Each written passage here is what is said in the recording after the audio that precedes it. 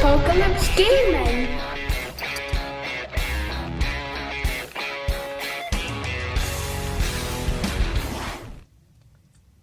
Hi folks, disclaimers first, I amn't a plumber, but I am doing this to try and help out any other DIYers out there. So over the years I have had several of these uPVC adapters shear, crack, split, de-thread, allow floods in my kitchen. And it's happened again. So I'm going to show you the solution I'm coming up with as to how to replace that with something a bit more solid. Other issue I've had is the hoses not staying on the threads and going pop and shooting off due to the pressure of the water, because the pressure in here can go up and down quite horrendously. So what you'll need is you'll need one of these.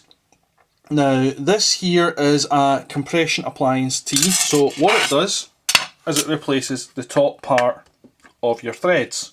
So your inlet hoses can go here and here, but that won't attach under your sink directly. What you need to do is take this, attach it to a length of copper pipe with a compression fitting. Now a compression fitting straight coupler on the other side is also required. So you need the compression fitting on one side and you need your 3/4 inch fitment on that side. So compression fitting for 15mm copper pipe, appliances, copper pipe itself, and your compression fitting here, get into the copper pipe, which will then screw onto the 3/4 thread. And that will give us essentially one of them. I'm using quite a length of copper pipe, so I'll just put it in an easier to reach position rather than having it down just as low as that, but you can use shorter if required, or longer if you want. I'm just using that length. It's going to be a nice height to get in and deal with it. And it also comes with a on and off valve. So should there be an issue, I can turn my water on or off. Another useful piece of equipment that you can use, but this one's optional, is some form of plumber's grease. I'm using LSX from Fairnox, but you can use other ones out there. I don't know the brand names or anything, so you need to do that research yourself. But this, all we'll do with that is put on a very light covering on the actual olives, and that will just help grease up the pipe as I put it together, and B, stop any leaks forming if the compression's not doing its job 100% accurately. So it works as a two-stage process, and we'll help out with that.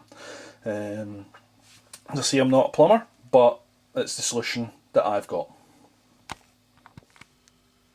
So as I said, you want an exceptionally light smearing of your LSX onto your olive, and also you can put a tiny light smearing just into the seat bed as well. So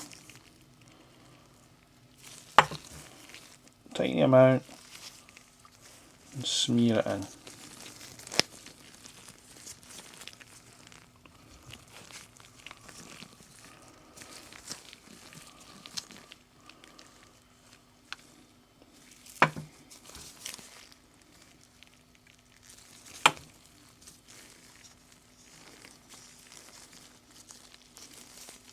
Just using the gloves so I don't have this all over my hands. Nut on first before you put your olive on, otherwise you're going to be in trouble. Olive, and then hand tighten up.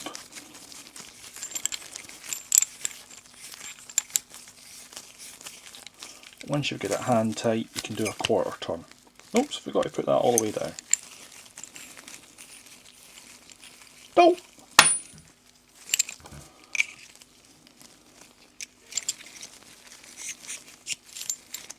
Try that again, shall we? Without concentrating the camera and concentrating what I'm doing here.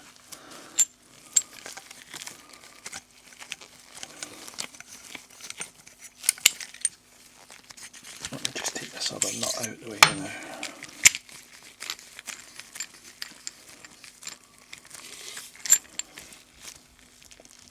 So once that's hand tight, I'll now tighten that up with a couple of wrenches, about a 1/4 turn. So all it was roughly 1/4 turn to start with. Apparently with compression fittings, if you over tighten them, you can end up with leaks. So what you want to do is quarter tighten it and then build up from there once you've got it installed. So fully installed, tightened up with the spanners, repeat the process on the other side. So a little bit of LSX or your plumber's grease, whatever it is you're using, just smeared around the seat. Try and keep it off the threads, because if you get it on the threads it might be difficult to get it off if you need to get it off at a later date. Put your nut in place, take again a little bit, and we'll apply it, just a smearing, so it's not too heavy.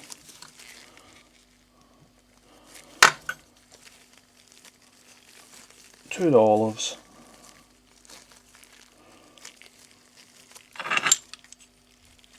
Slide it on. Just let me take some of that off the bottom of there. And then we can attach here. Again, hand tighten. And once we get it fully hand tightened, it'll be a quarter turn. I'll do that again off camera because it's just easier to do that. Also, just with the shape of this, it's easier if you get yourself some sort of rod. This is another plumbing tool I've got in there, but a long screwdriver or anything. You can put it in there just to give your hand that strength and grip when you go in with your adjustable wrench just to tighten it.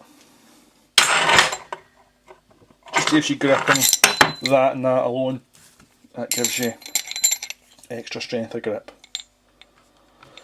So that's it assembled, and all I do is screw that on below.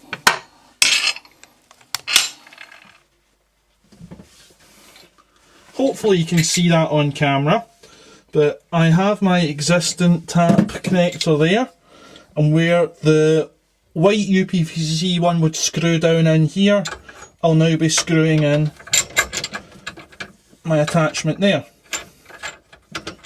So hand tighten first, and then I'll begin in with the wrenches. And it really should be that simple. And I'll just try and move the camera up, and we can see the fitment, see if I can get the torch on it.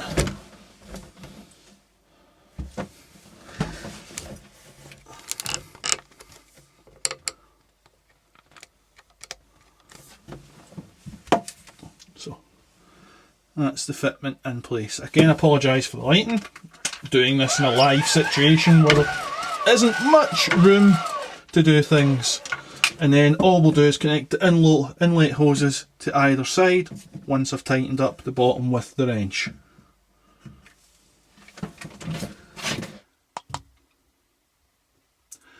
So job, as they say, is a good one.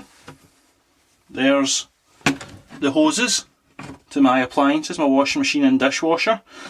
I have used red hoses because I've been told, and whether it's true or not, I've been told that the red hoses are slightly tougher because I've got to deal with a higher heat resistancy.